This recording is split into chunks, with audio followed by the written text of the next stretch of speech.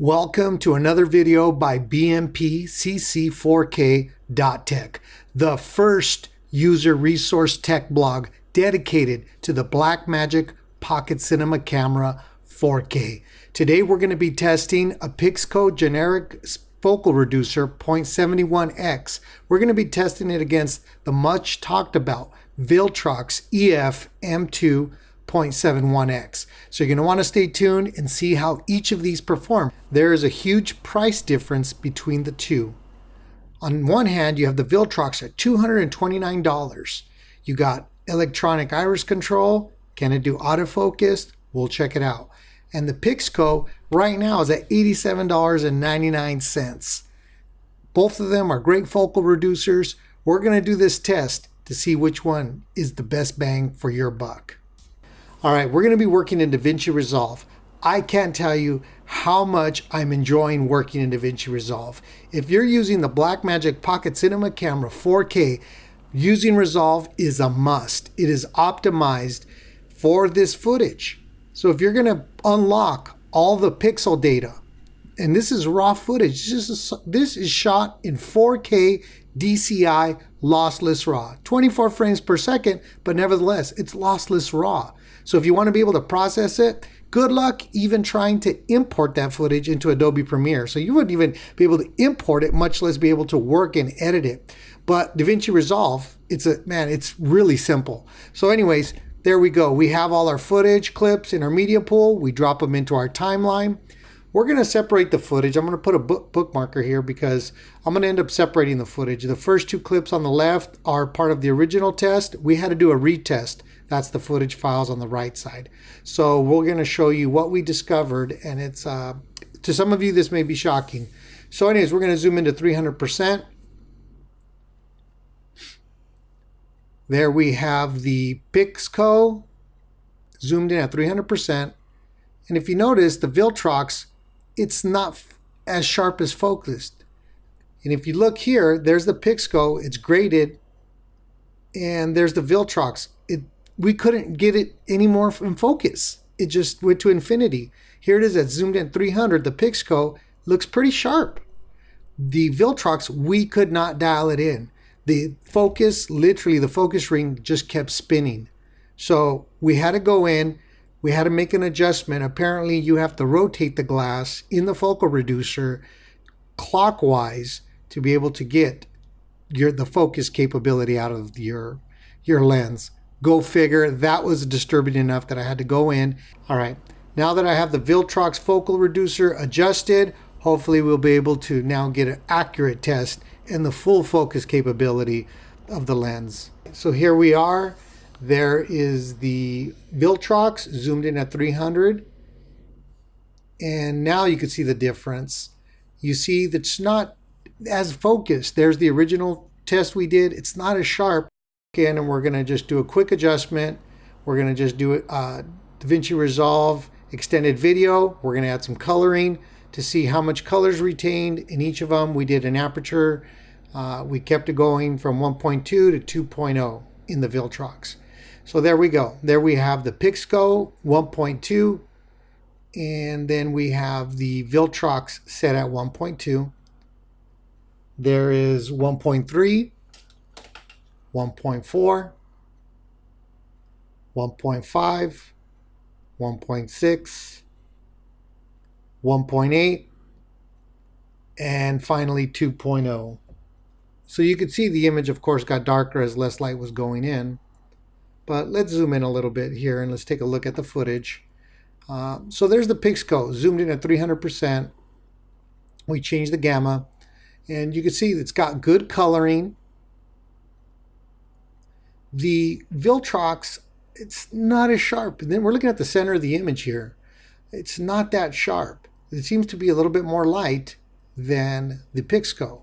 If you look at the Pixco and then you look at the Viltrox, so when you drop down to 1.3, that looks probably a little closer to the Pixco image.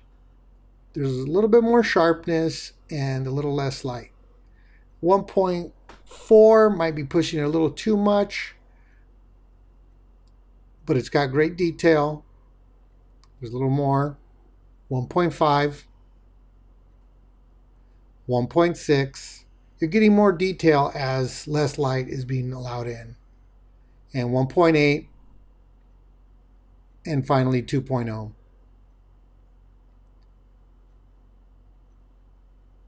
Okay, now we're going to take a look at the corners. So here we are at the Pixco. We're going to head over to the top left corner. It looks pretty sharp. Shockingly, the Viltrox at 1.2 top left corner is not sharp. The Pixco, and there's the Viltrox. This is at 1.2 aperture. Doesn't get any sharper at 1.3, 1.4, 5, 1.6, 1.8, 2.0. So apparently this particular Viltrox focal reducer in the top left wasn't able to get a good sharp image. Now we're going to take a look at the Pixco. We're going to go to the bottom left corner of the image and see what we have. That's a real sharp image for being a corner. That's a real sharp image. And if you look at the Viltrox couldn't focus. That's not a sharp image at all. Let's look at the different apertures. 1.3, 1.4, 1.5, 1.6, 1.8, 2.0. On the Viltrox from 1.2 to 2.0, the image is blurry, not in focus. There's the Pixco. So now we're going to move over to the right bottom corner of the Pixco. The bottom right corner of the Pixco doesn't appear in focus. It's not that out of focus, but compared, there's the Viltrox. The Viltrox at 1.2 looks in focus. There it is at 1.3, 1.4, 1.5, 1.6, 1.8, 2.0. The Viltrox on the bottom right corner of the image is in focus. There's the two side by side. The Pixco's out of focus. So now we're going to go out to the top right of this image. And this is zoomed in at 300%. I hate it when it does that. No, I'm using a Mac and I'm using the pad. So anyways, there's the Pixco, 300%, top right corner, 1.2. There is the Viltrox at 1.2, a lot cleaner. For some reason, it looks like the left side of the, and there's the, well, let's continue this. So there's the Viltrox, different apertures, still looks sharp, slightly getting darker, less light's entering the lens. So there you have the Pixco, top right corner at 1.2, not in focus. The Viltrox is in focus. So now let's go back to the center part of the image. And once again, we'll just take a look. The sharpness. The Pixco looks sharp, but for some reason the Viltrox, it takes 1.3 to get what we got in Pixco's 1.2. So you're getting a little less light. And of course, as you continue to close the iris, the image gets sharper.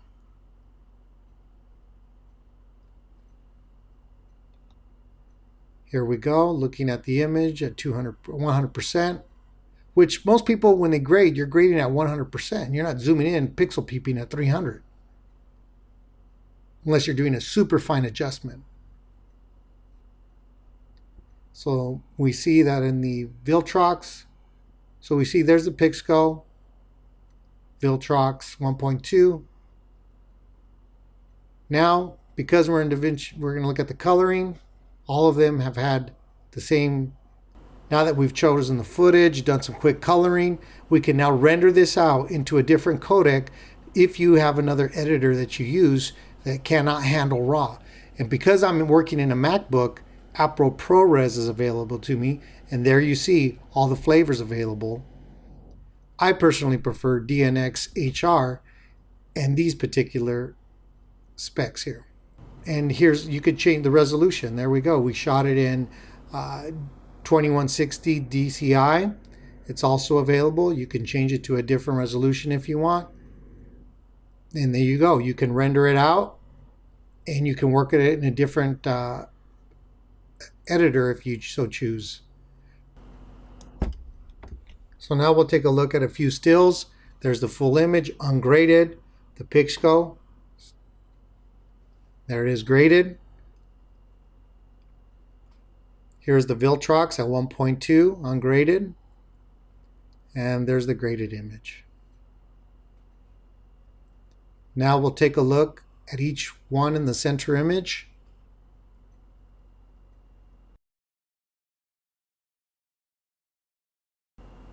Here's the top left corner, bottom left corner, bottom right corner, and top right corner. So remember, you have a price difference between both. You have the Viltrox at $229, and then you have the Pixco at $87.99. The Pixco, the construction, it feels solid.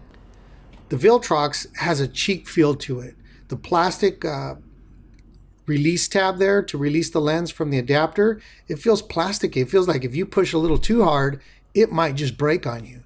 Also on the Viltrox, it has electronic iris control. So from your camera's screen, you can quickly, with a few taps of a button, close the iris or open it up so it shoots wide open. The autofocus on my particular one did not work, so there's no focus capability. Maybe that's something they'll do later on a firmware update. So I personally would probably use the Pixco just because of the value, and it feels a little more solidly constructed and a little bit more durable than the Viltrox. That's my personal opinion, but you choose based on the images and your needs. Remember folks, make sure you subscribe to our YouTube channel, Vimeo channel, subscribe on our blog. That way you get all the latest updates of any tests, reviews, or articles we've done. We love to hear back from you, so go ahead and drop us an email, post a comment, and we will do our best. We have a lot more stuff coming up. We have a lot of gear coming in that we'll be testing and putting more videos together for you.